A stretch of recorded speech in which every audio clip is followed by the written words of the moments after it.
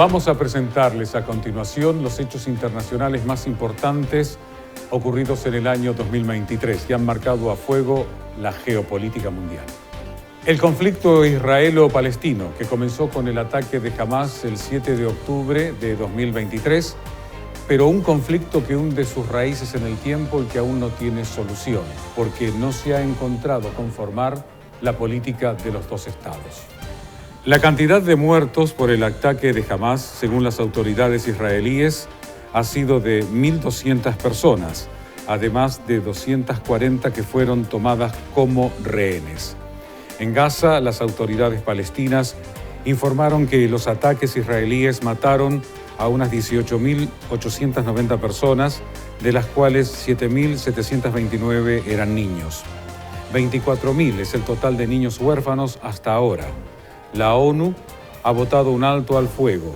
El mismo Vladimir Putin calificó de catástrofe la situación en Gaza y negó que el nivel de destrucción tenga alguna similitud con lo que pasa en Ucrania.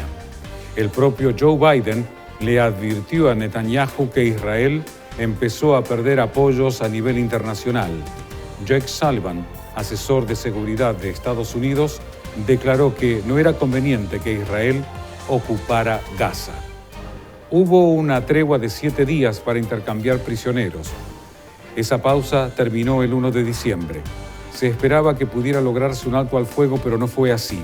Israel acusó a Hamas y Hamas a Israel de violar el acuerdo y los combates se reanudaron. Muchos analistas creen que nos tendremos que acostumbrar a que muchos conflictos sean crónicos.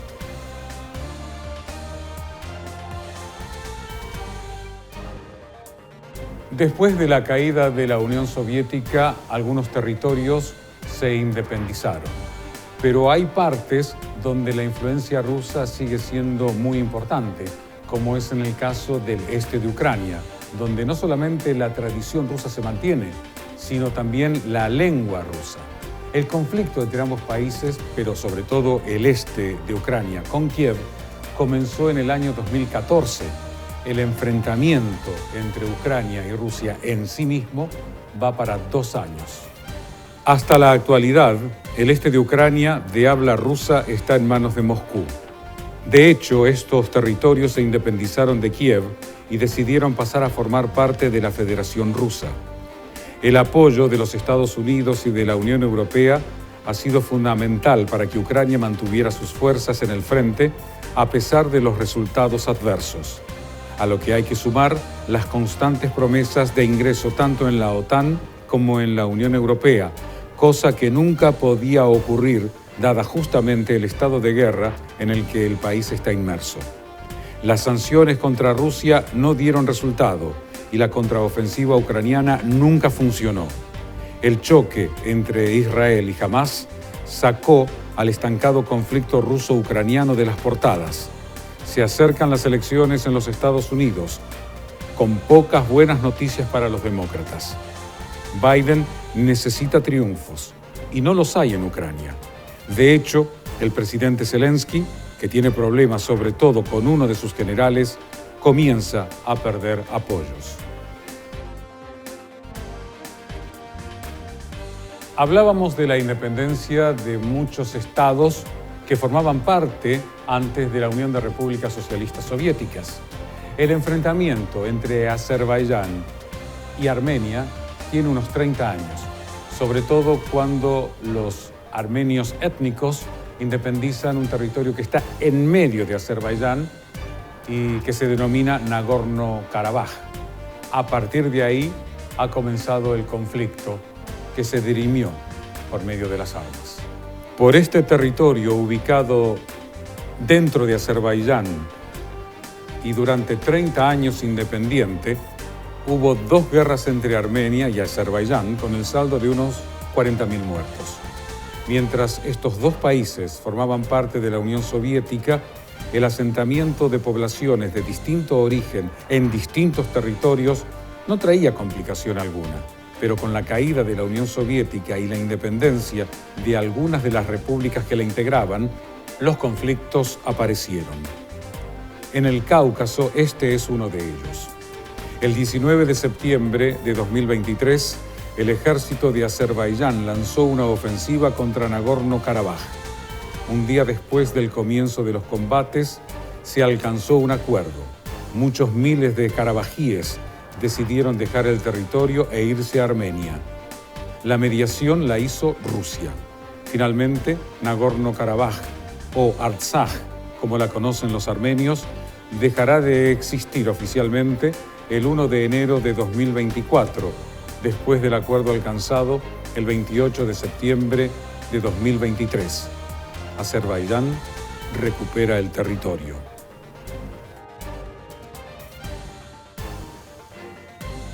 Cuando en una de las conferencias en África el presidente de Francia, Emmanuel Macron, se presentó haciendo algunas de sus disquisiciones, hasta los propios presidentes africanos, como se diría en el barrio, se le pararon de manos y le dijeron: esos son sus problemas, es un problema de Europa, no es el nuestro. Y hay un enfrentamiento de lo que en otro tiempo fue el África francesa contra París, porque se sienten otra vez avasallados. Y el hecho de apoyar a algunos gobiernos teóricamente constitucionales ha llevado que haya habido levantamientos por los propios militares apoyados por la población civil. Un levantamiento militar en Níger puso los ojos de los occidentales en el continente africano. No hubiera sido novedad si se lo considerara un levantamiento más, pero no lo era. Con el pronunciamiento del líder de la Guardia Presidencial, el general Omar Chiani, el gobierno de Mohamed Bazoum quedó sin efecto. La condena internacional no tardó en llegar, era lógico. Era un golpe contra la democracia, pero eso era solo parte de la historia. Casos similares ocurrieron en Burkina Faso, Malí y Guinea. La realidad es que fue una reacción hacia algunos países occidentales, sobre todo Francia y los Estados Unidos. Anteriormente, algunos presidentes africanos hicieron sudar a Macron cuando le dijeron que la guerra en Ucrania era un problema europeo y no de ellos, dándole a entender que no eran una colonia. Macron tuvo que cambiar el discurso. La multipolaridad ayuda a que muchos cambios se estén dando y los conflictos armados que ocurren son una prueba de ello. Hay que sumar el acercamiento de algunos países africanos tanto a China como a Rusia. Los levantamientos en territorios otrora controlados por Francia han tenido y tienen un alto componente antifrancés. De hecho, en las manifestaciones a favor de los militares y en contra Francia, los manifestantes llevaban banderas rusas. Entre la presencia militar francesa, que nada bueno trajo, y la relación neocolonial con Francia, llevándose las riquezas a bajo precio, con una población empobrecida, avalado por gobiernos afines, fueron los desencadenantes. Estos cambios se producen porque ya Estados Unidos no es el poder hegemónico y que China y Rusia tienen una influencia importante en el continente. Hubo presiones, quisieron restituir a Bazoum, lo exigieron, amenazaron con la vía militar con Nigeria a la cabeza, pero nada pudieron hacer. Francia tampoco se atrevió. Es más, Níger le dio un ultimátum para que sus soldados abandonaran el país. Burkina Faso y Malí señalaron que si había un ataque contra Níger, ellos entrarían en combate. Hasta Argelia intervino.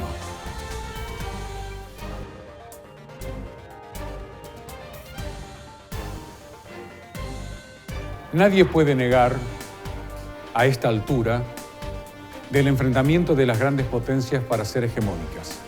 Hasta ahora, la lucha es proxy, es decir, hay otros países que se enfrentan representando a las grandes potencias. Tenemos el caso de Ucrania, para dar un ejemplo. Por ahora, entre ambas potencias la guerra es económica, pero podría pasar a mayores. Las grandes potencias no usan armas por ahora para enfrentarse, usan a otros países. Después de la Segunda Guerra Mundial, Estados Unidos se erigió con el poder mundial, aunque el mundo estuvo dividido con la Unión Soviética. A partir de la caída del muro de Berlín, quedó como amo absoluto tratando de imponer su modo de vida al resto del mundo. Pero tanto Rusia como China se acomodaron. Los chinos son especialistas en tomarse su tiempo para obtener sus logros. Lo decía Napoleón: China es un gigante dormido. Déjenlo dormir, porque cuando despierte, el mundo temblará. La modernización de China se hizo paso a paso. Comenzó con Deng Xiaoping en la década de los 70 y se fue acrecentando después de la caída del muro. La economía de mercado se extendió por el mundo y China lo aprovechó para paliar su retraso tecnológico. Había que superar además viejos fantasmas del pasado, sobre todo la humillación que los británicos le infligieron en la miserable guerra del opio, un país saqueado por Inglaterra y hasta por Japón. Se atrajo inversiones y tecnología. Luego vino la apertura comercial al exterior. En estos últimos 20 años, el poder económico cambió. No está tanto en la Unión Europea y en los Estados Unidos. Está en China. Dado el poder adquirido por China, este ha sido una amenaza a un trono que Estados Unidos creía que sería suyo para siempre. Y aunque ha reaccionado casi como un cowboy, habrá que ver si fue a tiempo. El choque entre ambos es inevitable. Pero China no está sola. Está Rusia y los BRICS. El dragón está listo para la batalla.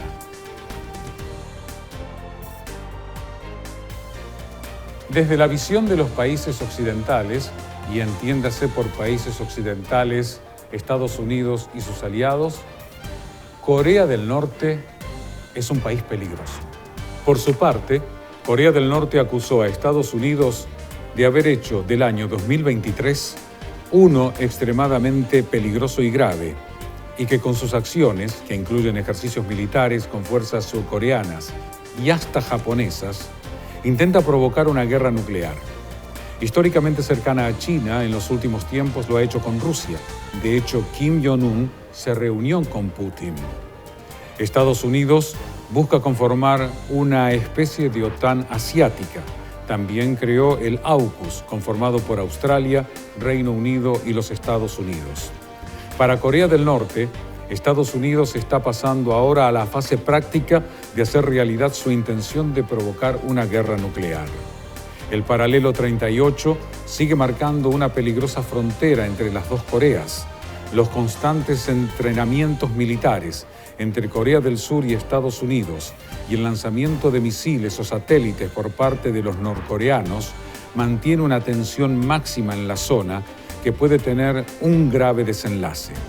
Es otro de los puntos de choque que hay en la actualidad. Corea del Norte puso en órbita su primer satélite espía. Rusia habría ayudado para que la misión fuera un éxito. Hubo 2 lanzamientos anteriores en los meses de mayo y agosto que fallaron.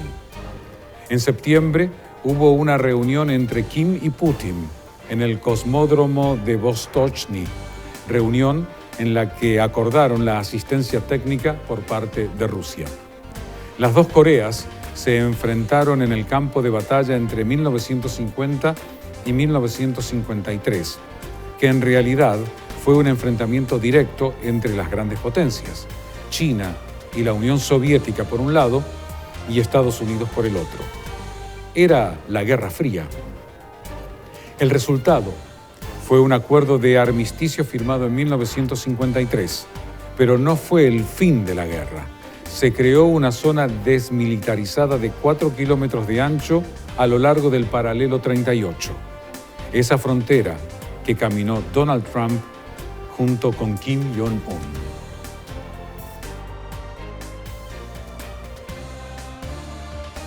Los conflictos internacionales no solamente marcan el comportamiento de la hasta ahora gran potencia mundial, después de la caída del muro de Berlín, los Estados Unidos, el hegemón, hasta la aparición de otro frente conformado por Rusia, China, donde está la India, y otros países que dicen nuestro comportamiento va a ser diferente. Queremos sacarnos de encima ciertas presiones.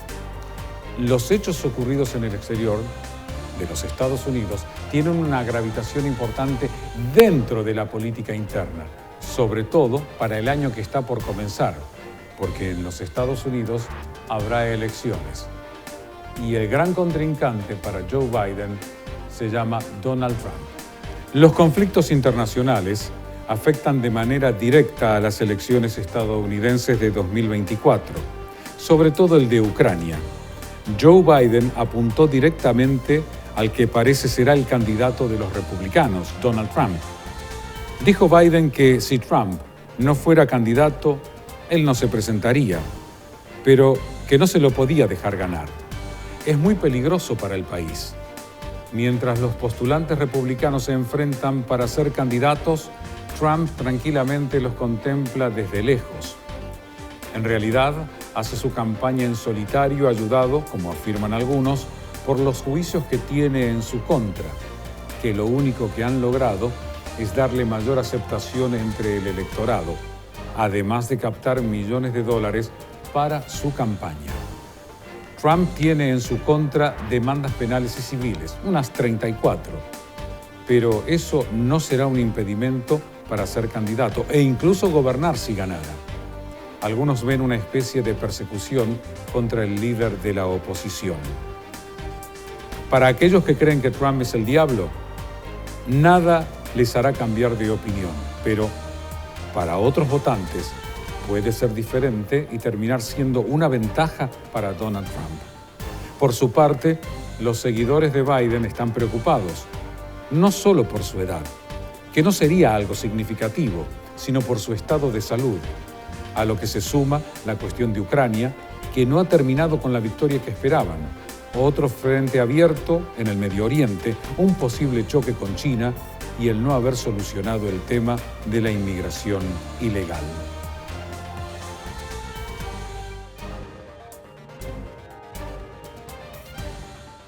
Evidentemente, en Centroamérica y sobre todo en un país, hay una estrella rutilante que es el presidente Nayib Bukele, sobre todo por la metodología que implementó para terminar con el delito que no dejaba ni siquiera circular libremente a los ciudadanos salvadoreños. Es más, hasta su metodología ha sido copiada, por ejemplo, en Honduras, y algunos otros países lo están pensando seriamente. ¿Cómo terminar con el delito? Para Bukele fue sencillo, terminándolo.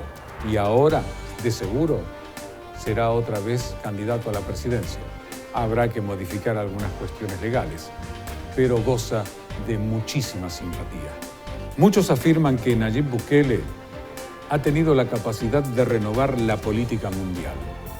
Las imágenes de miles de miembros pertenecientes a las maras, solo vestidos con pantalones blancos, puestos en las cárceles, dieron la vuelta al mundo. Las medidas que implementó contra la delincuencia, es decir, cero tolerancia con el delito y con los delincuentes, le trajo críticas de organismos de derechos humanos, pero que fueron muy bien recibidas por los ciudadanos salvadoreños, hartos del accionar de las maras. Ante estas críticas, la respuesta de Bukele fue como un mazazo. Les dijo que se preocupaban ahora por los delincuentes, cuando nunca se preocuparon por las víctimas. En la ONU, después de sacarse una autofoto, dijo que esa organización era algo arcaica. Criticó a los Estados Unidos, sobre todo a la Reserva Federal, diciendo que esa entidad le roba el dinero a los ciudadanos estadounidenses y que por lo tanto era un ente inmoral. Bukele asumió la presidencia el 1 de junio de 2019 hasta el 1 de junio de 2024. En 2021 adoptó el Bitcoin, que entró en vigencia el 7 de septiembre de ese año, como moneda de curso legal junto con el colón y el dólar estadounidense. Al inicio de su mandato, tuvo una actitud de acercamiento hacia los Estados Unidos durante la época de Trump, pero con Biden la relación no ha sido buena, al tiempo que fortaleció su relación con China. Su postura hacia Venezuela y Nicaragua ha sido siempre crítica. El 3 de septiembre de 2021, la Sala de lo Constitucional de la Corte Suprema de Justicia falló que el presidente puede cumplir 2 mandatos consecutivos, anulando la sentencia que establecía que debían esperar 10 años para ser reelectos. Según una encuesta, el 70% de los salvadoreños apoya la reelección de Bukele. Nuevas Ideas, que es su partido, encabeza la intención de voto.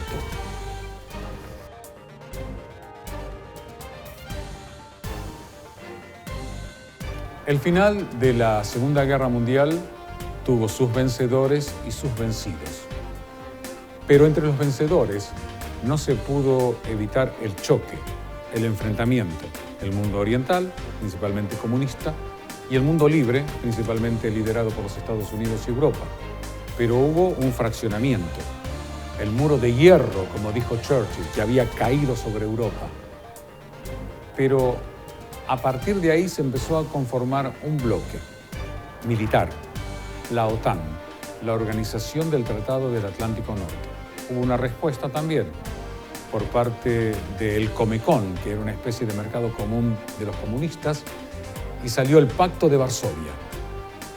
Después de la caída del muro de Berlín, dentro de los cambios que le habíamos dicho que parecía ser que íbamos hacia un mundo mejor, se prometió que en realidad la OTAN no se iba a expandir hacia el este si Alemania, unificada, entraba a formar parte de la OTAN.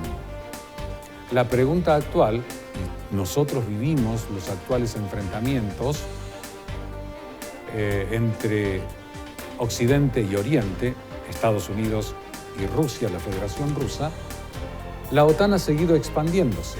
La pregunta que muchos se hacen es, después que desapareció el comunismo, después que cayó el muro de Berlín, después que se deshizo el Pacto de Varsovia, ¿es lógico que la OTAN exista? El Pacto de Varsovia lo funda la Unión Soviética con otros 7 países comunistas de la Europa Central y Oriental el 14 de mayo de 1955. Se creó después que Estados Unidos formara la OTAN. Fue una reacción. Era la Guerra Fría. La OTAN se conforma en 1949 tras la firma del Tratado de Washington, al principio con Estados Unidos, Canadá y 10 países europeos.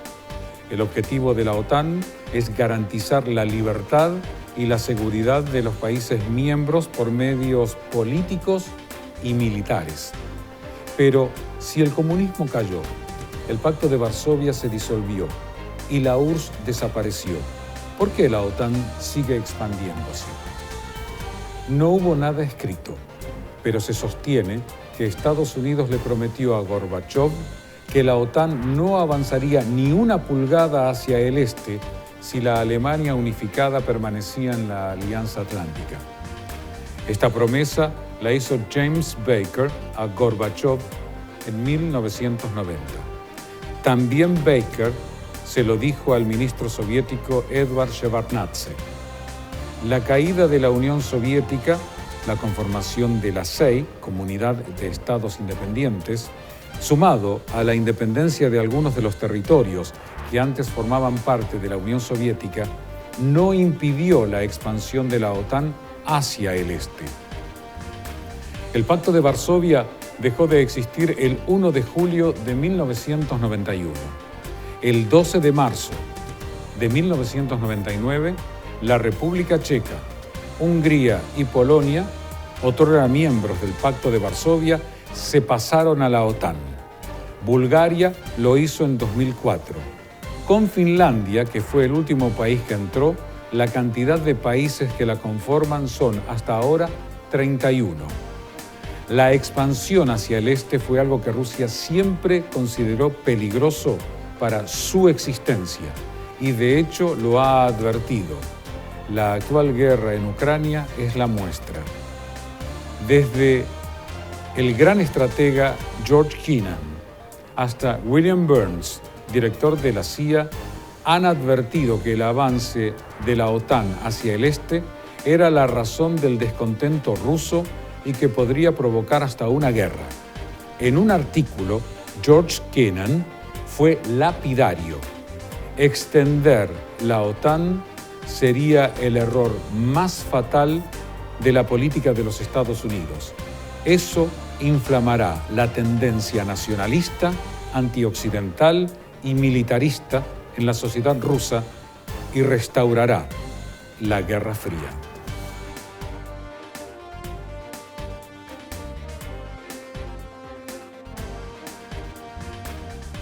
Nació en Alemania, pero su lealtad estuvo siempre con los Estados Unidos.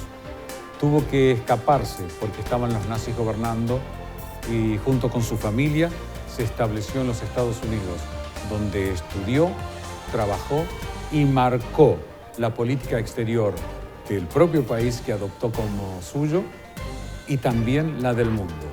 Y algunos dicen que su influencia llega hasta hoy. Conocido como Henry Kissinger, nació en Alemania en el seno de una familia de origen hebreo el 27 de mayo de 1923. Durante sus 100 años, 6 meses y 2 días de vida, siguió teniendo influencia a nivel mundial. De hecho, su actividad, su modo de entender la geopolítica ha llegado hasta la actualidad, es decir, que la estamos padeciendo.